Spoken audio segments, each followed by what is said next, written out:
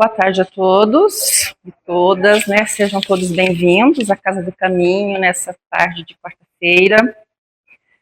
Vamos procurar serenar as nossas mentes, né?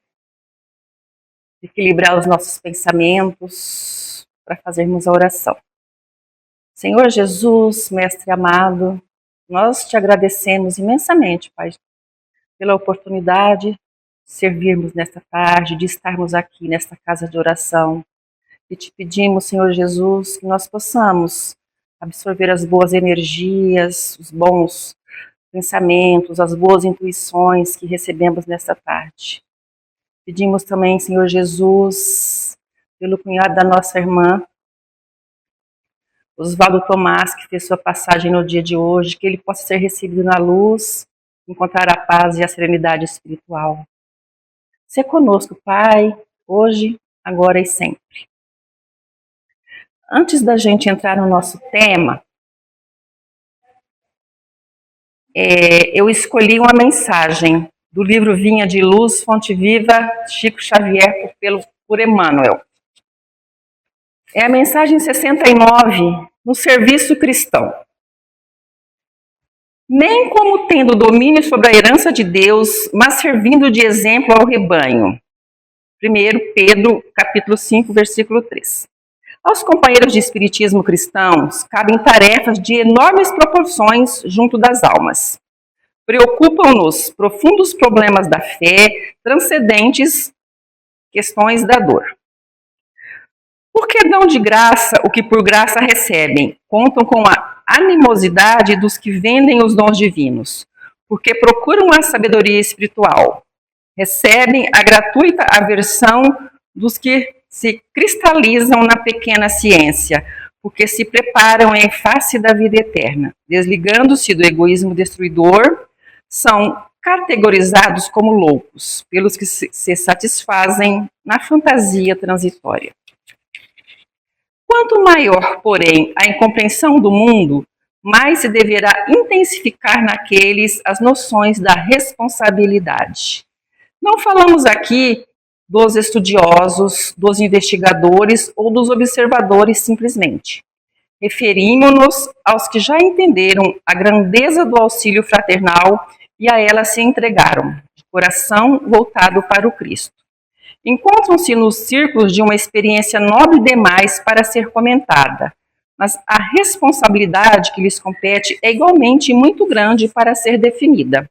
A ti, pois, meu irmão, que guardas contigo os interesses de muitas almas, repito as palavras do grande apóstolo, para que jamais te envaideças nem procedas, como tendo domínio sobre a herança de Deus, mas servindo de exemplo ao rebanho. E hoje, então, nós vamos estudar o Evangelho segundo o Espiritismo, o capítulo 13, não saiba a vossa mão esquerda o que dá a vossa mão direita. Nós estamos quase finalizando esse capítulo. E esse capítulo é um capítulo belíssimo, porque ele praticamente inteiro, né? Ele vem falando de amor, de piedade, de caridade, né? E de como nós devemos, enquanto cristãos, nos portar, né? Nos comportar diante da virtude de caridade, né? É tão difícil da gente adquirir a verdadeira caridade. Então, hoje a gente vai ver benefícios pagos com a ingratidão, que é o item 19 desse capítulo. Depois a gente tem a beneficência exclusiva e já encerra este capítulo. Ele começa com uma pergunta. O que se deve pensar dos que, recebendo a ingratidão em paga de benefícios que fizeram, deixam de praticar o bem para não topar com os ingratos? Olhem a profundidade dessa pergunta. O que nós faríamos, o que nós faremos, o que nós somos capazes de fazer quando a gente se sente injuriado, perseguido, ou que a gente acha que não recebeu os verdadeiros méritos, né? Não foi aplaudido pelas ações que nós fizemos, né? Eu vou ler ele inteiro, porque ele não é muito grande, não é bem grandinho, mas é bem bonito. Nesses, há mais egoísmo do que caridade, visto que fazer o bem apenas para receber demonstrações de reconhecimento é não fazer com interesse, e o bem feito desinteressadamente é o único agradável a Deus. Há também orgulho, por quantos que assim procedem se comprazem na humildade com que o benefício lhes vem depor aos pés o testemunho do seu reconhecimento. Aquele que procura na terra recompensa ao bem que pratica, não a receberá no céu. Deus, entretanto, terá em apreço aquele que não a busca no mundo. Deveis sempre ajudar os fracos, embora saibais de antemão que os que fizerdes, que os que a quem fizerdes o bem não vô-lo agradecerão. Ficais certos de que, se aquele a quem prestais um serviço o esquece, Deus o levará mais em conta do que com a sua gratidão o beneficiado vô-lo houvesse pago.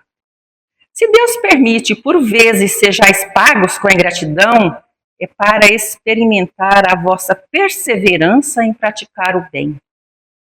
E sabeis, porventura, se o benefício momentaneamente esquecido não produzirá mais tarde bons frutos? Tende a certeza de que, ao contrário, é uma semente que com o tempo germinará. Infelizmente, nunca vedes senão o presente. Trabalhais para vós e não pelos outros. Os benefícios acabam por abrandar os mais empedernidos corações. Porém, ser olvidados neste mundo, mas, quando se desembaraçar do seu envoltório carnal, o Espírito que o recebeu se lembrará deles, e essa lembrança será o seu castigo.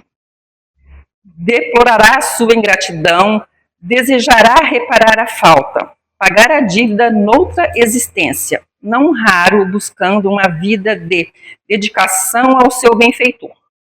Assim, sem o suspeitardes, tereis contribuído para o seu adiantamento moral e vireis a reconhecer a exatidão desta máxima. Um benefício jamais se perde. Além disso, também por vós mesmos tereis trabalhado, porquanto granjeareis o mérito de haver feito o bem desinteressadamente e sem que as decepções vos desanimassem. Ah, meus amigos, se conhecesseis todos os laços que prendem a vossa vida atual às vossas existências anteriores, se pudesseis apanhar num golpe de vista a imensidade das relações que ligam uns aos outros seres, para o efeito de um progresso muito, admiraríeis muito mais a sabedoria e a bondade do Criador, que vos concede reviver para chegardes a Ele. É de um guia protetor, né? Ele escreveu isso em 1862. Jesus sempre muito certo, né? Nas suas colocações, nas suas pregações, nos seus conselhos. Há mais de 2000 anos, né? Jesus nos aconselha de todas as formas possíveis a fim de que nós pudéssemos marchar na trilha da iluminação mais rapidamente. Mas como todo ser em evolução, mesmo a gente tendo ouvido isso em outras encarnações, em várias outras encarnações, possivelmente, nós ainda somos espíritos jovens, nós ainda erramos, a gente ainda não consegue vivenciar a verdadeira caridade, a gente não consegue se entregar de coração. Pedro, um exemplo. Ali, na passagem de Pedro, quando ele nega Jesus, ele não traiu. Mas diante da sua pequenez como ser humano, ele conseguiu negar a Jesus. Por que Pedro negou a Jesus? Quando ele disse, antes do galo cantar, tu me negarás 3 vezes. E na última negada, quando o galo cantou, Pedro se lembrou. Também nós às vezes a gente age um pouco como Pedro, às vezes a gente nega, às vezes a gente, não diretamente, mas a gente acaba traindo, né, com os pensamentos, traindo com as nossas atitudes, com as nossas posturas. E a gente não percebe, né? Quando a gente age por impulso, a gente não percebe, a gente não consegue voltar-se para dentro de si mesmo e reavaliar valores, né? O bem que nós fazemos, a gente não age mais como criança. Tem uma passagem da carta de Paulo que ele fala da madureza espiritual, né? Que quando a gente era criança, a gente agia como criança, a gente pensava como criança. E quando a gente se tornou homens, ou seja, pessoas adultas, a gente fez desaparecer na gente, é lógico, Janete, mas é parte do processo. É parte do processo da nossa evolução. A gente deixa as coisas inocentes da criança. E eu chego a pensar que, na minha geração, o nosso pensar, o nosso agir, era diferente do que a gente vê nas crianças hoje.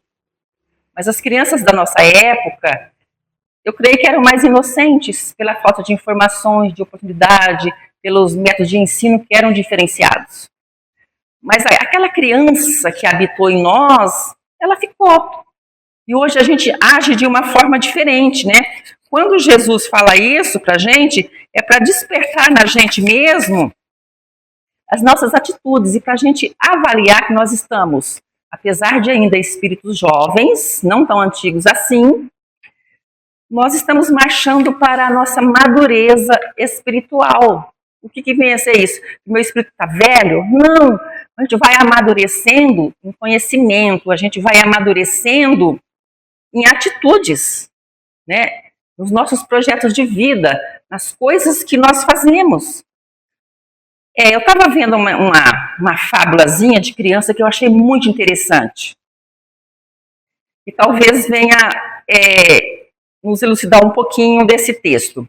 Tem a fábula do sapo e do escorpião, não sei se alguém já ouviu, ou já leu alguma coisa a respeito, né? Estava lá à beira do lago, o sapinho todo feliz da vida, faceiro no habitat dele, chegou o escorpião. O escorpião pensou, como é que eu vou atravessar esse lago, né? Eu posso morrer. Então ele fez uma proposta ao sapo. Se o sapo atravessaria ele nas costas para o outro lado da margem. O sapo pensou, falou, não, acho que eu não vou, porque tu podes me picar. Se tu me picar, eu vou morrer. O escorpião, não, jamais eu te picarei. Eu não vou fazer isso com quem está me ajudando. Inocente, sapozinho, deixou o escorpião pular nas costas dele. Chegou no meio do lago, o que aconteceu? O escorpião picou. E o sapo, mas tu me picaste, não prometestes? O escorpião, eu prometi, mas é da minha natureza. É da minha natureza fazer isso. Tá certo que eu vejo ali o escorpião, um ser em evolução, porque tudo evolui. Mas a gente não pode se colocar na posição do escorpião. Porque a gente encontra no nosso meio pessoas, de repente, mais tranquilas, mais calmas, mais confiantes, mais inocentes. E outras que têm uma expertise maior, que são mais ágeis, né? Que pensam rápido e que tudo querem tirar proveito. Então a gente tem muitos sapinhos nesse planeta e muito mais escorpiões, né? Quando a gente faz alguma coisa e a gente muda de ideia no ato de condenar, ou de pensar, ou de querer glórias, a gente age com o veneno do orgulho. É um veneno diferente do veneno do escorpião, né? Que é lá aquela composiçãozinha química que pega e dói e pode até matar. Mas o ódio, a inveja, o rancor, mesmo que não nos matem, vão nos prejudicar, nos provocar, sim, sofrimentos atrozes. Para quem a gente destila, joga o nosso veneninho de escorpião, e para a gente mesmo, que mais dia, menos dia, a nossa consciência nos cobrará. A nossa consciência será o nosso juiz. A gente se esquece, quando a gente começa as atitudes de escorpião, que tudo que vem de ação para a gente, todas as coisas em que nós estamos envolvidos, de certa forma, tem ali o livre-arbítrio, tem a minha escolha. Mas por que será que eu vim parar na casa do caminho? Por que será que nós estamos todos aqui na casa do caminho? Não será uma providência? Se aqui eu estou, ou em uma outra casa, e eu abracei alguns trabalhos, algumas atividades que me eram convenientes na época, mas hoje não é mais, estou cansada, estou estressada, eu não serei um escorpião quando eu saio daqui destilando veneno contra as ações que são feitas aqui, ou que eu já fiz aqui, ou que estão para ser realizadas aqui. Então a gente tem que analisar nas nossas atitudes, quando a gente vai fazer um benefício a alguém, para uma comunidade, para um grupo. Eu sempre digo, a gente precisa, no meu entendimento, para mim, a gente precisa pensar bem, mas pensar muito bem antes de fazer uma proposta ou de aceitar um encargo. Para a gente também não se sentir como o sapo, que foi enganado. Eu preciso saber onde eu estou pisando. E para a gente aprender a tirar algumas reflexões das cargas que a gente carrega, das atribuições da nossa vida. A gente já sabe que o benefício, está lá, beneficente, benefício, que é de graça, que não, eu posso tirar dali algo que não me custa. É lógico, se eu for dar um pacote de feijão, se eu for doar 1 quilo de carne, qualquer que seja o alimento, vai me custar dinheiro.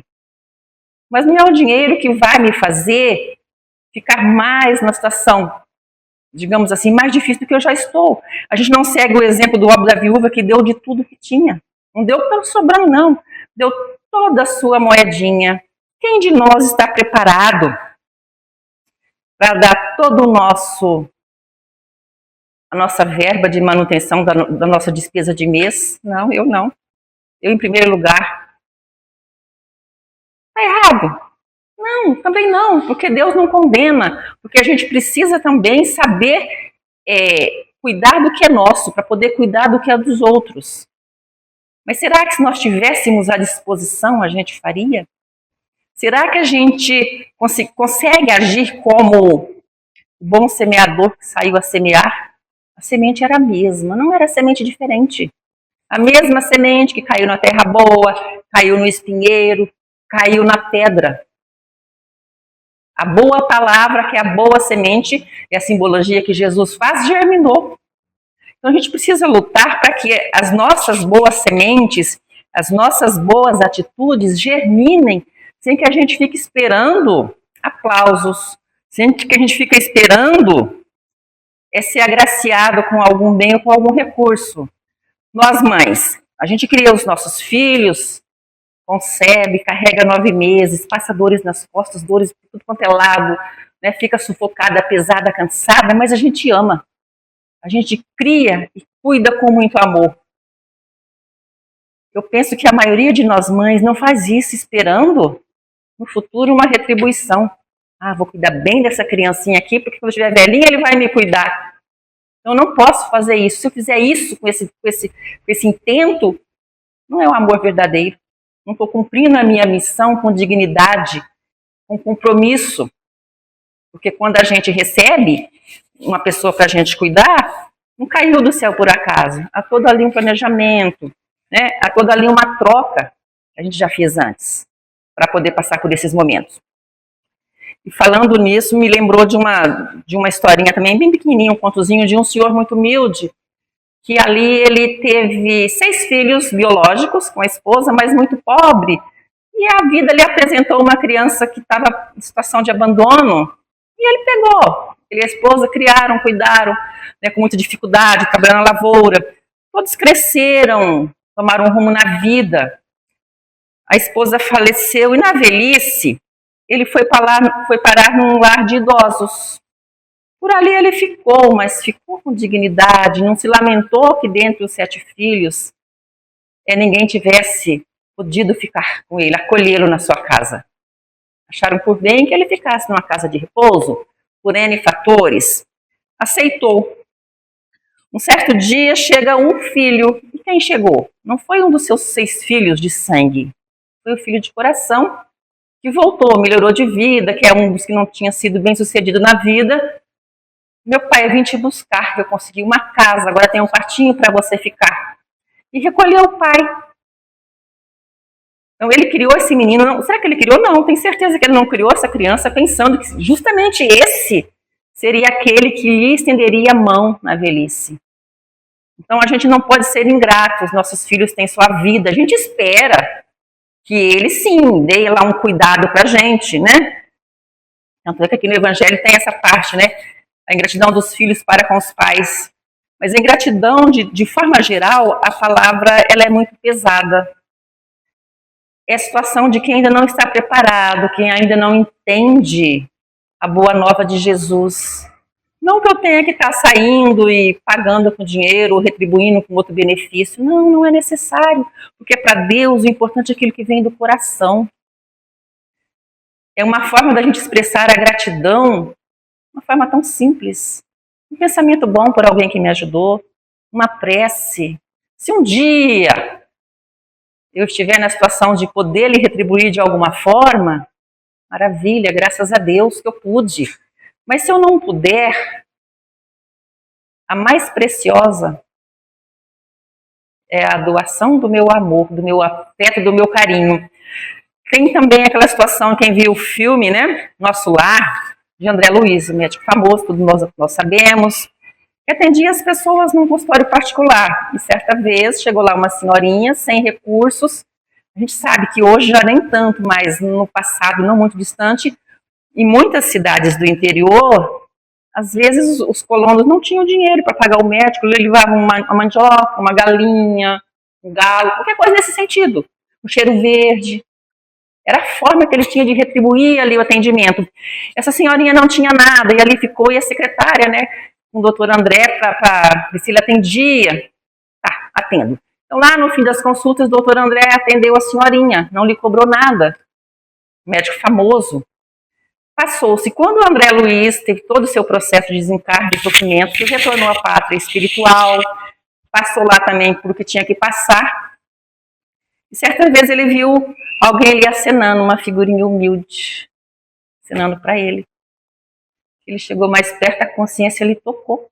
Era a senhorinha que ele atendeu numa consulta gratuita, sem lhe cobrar um centavo. E passou esse tempo emanando boas energias e boas orações e bons pensamentos para ele. Então, é uma forma de agradecimento tão singela, mas tão difícil de fazer. Se eu não tive o que eu achava que era de aplauso, de merecimento, né? De congratulações por algo que eu fiz, às vezes a gente fica chateada. Nossa, fulano quando precisou, eu corri lá, ajudei. Agora, no momento que eu estou passando por dificuldade, não me vê, não me enxerga. Então a gente tem que parar com esse pensamento de fazer alguma coisa para se aparecer. A gente tem que deixar de lado esse sentimento de fazer como os fariseus. A gente não precisa ir na praça para cobrar, para mostrar o que a gente fez. A gente o faz em silêncio, porque Deus tudo vê. Cada fiozinho de cabelo da nossa cabeça, a figura divina sabe. Cada folhinha de árvore que cai, a figura divina sabe. Então a gente precisa prestar os nossos serviços, sermos beneficentes, caridosos para com os nossos semelhantes, no silêncio do nosso coração, né? Vou voltar a repetir a pergunta do início do texto. O que se deve pensar dos que, recebendo a ingratidão em paga de benefícios que fizeram, deixam de praticar o bem para não topar com os ingratos? Estamos sendo nós nessa situação. Piores do que aquela pessoa que a gente imagina que não merece a nossa gratidão. Ou que a gente só vai ajudar depois que ele melhorar o comportamento. Não, do jeito que está, não dou mais um centavo, não dou mais 1 quilo de sal. Porque troca tudo por outras coisas. Então, essa ainda é a nossa postura. A gente ainda vive na barganha. Mas aquela barganha que nos dê prestígio por aqui. Nossa, essa pessoa é maravilhosa. Faz tanta coisa pelos seus semelhantes. E na verdade não é porque nós estamos aqui na casa espírita que nós somos melhores, ou que nós fazemos mais caridade, né? Ou que a gente consegue ser mais benevolentes. Não, não é, porque tem outras pessoas que estão em outras igrejas ou que não estão em igreja nenhuma, mas que conseguem fazer a caridade, que conseguem aceitar com tranquilidade alguma ingratidão que lhe tenha sido dirigida. Qual é o nosso mal? Se ofende. Nossa, fiz o que pude, fiz o possível e impossível. O pagamento que eu recebo em troca é esse. É normal, a gente fala, isso está na família. Quando tem algum membro da família que não está muito próximo ali, que acontece alguma coisa, ô criatura ingrata, sempre fiz tudo o que pude, dei do que não tinha, recebo esse o pagamento. Então, quando a gente acha assim, a gente está extremamente errado, a gente está fugindo dos preceitos, dos ensinamentos do Mestre Jesus, que nos ensinou a fazer o bem sem olhar a quem. E quando Jesus deu essa lição aqui pra gente, esse capítulo, uma mãozinha não sabe o que fez a outra, é o que eu falei no início, a gente era uma infância. E Jesus, como falava muito por parábola, certamente ele achou que a gente ainda não tinha maturidade para compreensão. Então, compara ali com mãos, com crianças. E hoje a gente está nesse processo de ter a nossa maturação, caminhando para a nossa maturação, né, enquanto espírito. E nesse processo todo a gente precisa aprender a agir sem apego, né, a progredir sem fazer alardes, né, a perdoar sem condição. Perdoo, mas não espera nada em troca, porque eu preciso fazer a minha parte. Se o meu semelhante não faz, não tem a ver comigo. Tem a ver ele com a consciência dele no futuro, né? A gente constrói sem barulho, auxilia sem reclamar. Se for para eu estar aqui na casa, fazendo um trabalho e estar reclamando, melhor não fazer. Não faça. Se afaste. Tenha a dignidade de não se corromper e não corromper os outros com as suas energias que não estão tão adequadas ao ambiente. Serve sem apego. Serve sem esperar nenhuma moeda. Às vezes nem um muito obrigada. Ana me disse uma obrigada. Quanta ignorância. Ignorância maior é a minha. Estou cobrando do outro uma atitude que ele não está pronto para dar para mim. Porque eu acho que eu estou acima dele. Cada um de nós tem um estágio. Cada um de nós está num degrau dessa caminhada, dessa evolução espiritual. Então a gente precisa fazer essa reflexão do dia para a gente. Como é que eu estou agindo com as pessoas nas quais eu tenho alguma influência, posso ajudar de alguma forma? O que eu estou esperando? Estou esperando alguma coisa? É isso que eu estou esperando? Que eu seja recompensado de alguma forma? A recompensa vem mais adiante, como diz aqui na passagem. Deus que tudo vê, tudo sabe. Quando chegar o nosso momento, nós teremos o veredicto do que nós fomos, do que nós fizemos, do que nós esperamos, do que nós deixamos de dar, no que nós demos de amor, de perdão. O quanto a gente ainda tem alguns lapsos de ingratidão, a gente tem. Está em evolução, está em aprendizado, nós não estamos perfeitos. A gente caminha para a luz sublime, ou seja, a perfeição. O dia que a gente conseguir chegar a essa perfeição que a gente almeja, eu tenho certeza que a gente vai estar num estágio de vida de ajudar sem esperar nada. Nem obrigada. Não é necessário. A gente já está sublime, a gente já transcendeu a todas as nossas raízes ruins, o orgulho, a inveja, a maledicência, a ingratidão. Porque a gente que está aqui também tem esse sentimento de ingratidão. Não é porque nós estamos aqui num trabalho fraterno, numa casa espírita, que a gente está superior a outra pessoa que não está em lugar nenhum. Eu posso até estar pior de repente, né? Então a gente precisa ter esse cuidado de não fazer as coisas com mágoa. Fiz, está feito. Se foi um bom trabalho, se foi um bom trabalho, eu tenho que agradecer a Deus pela oportunidade que Ele me deu de auxiliar. E se não foi, eu tenho que pedir coragem e não desanimar, para que da próxima oportunidade eu possa fazer melhor, né? E que a gente possa trabalhar dentro da gente, tirar esse sentimento de querer floreios, né? Flores tem por aí no universo, a gente não tem tempo de observar, a gente olha e não vê, não consegue apreciar, não consegue sentir o perfume. E por que a gente quer receber galanteios? Que só vai fazer meu ego inchar, insuflar, explodir. E com certeza, por conta dessas coisas que a gente ainda tem, desses medos, desses nossos defeitos, desses nossos erros, e algumas perfeições também. A gente também não é 100% ruim, não. Né? Talvez por conta desse monte de situações que o ego nos impõe, a gente não consiga agir igual o sapo. A gente deixa o escorpião lá. Fica, vá nadando, vá numa folhinha, vá no que você quiser. Menos eu te transportar. Então, que a gente possa trabalhar em nós a gratidão. A gratidão, primeiramente, a Deus pelo dom da vida, pelo ar que respiramos. A gratidão aos benfeitores espirituais que estão ali constantemente nos apoiando, nos segurando. Quando a gente levanta, eles pegam na nossa mãozinha, aí a opção é nossa, seguir, segurar ou não. Então, que a gente seja grato a Deus pela nossa família, por tudo que nós temos.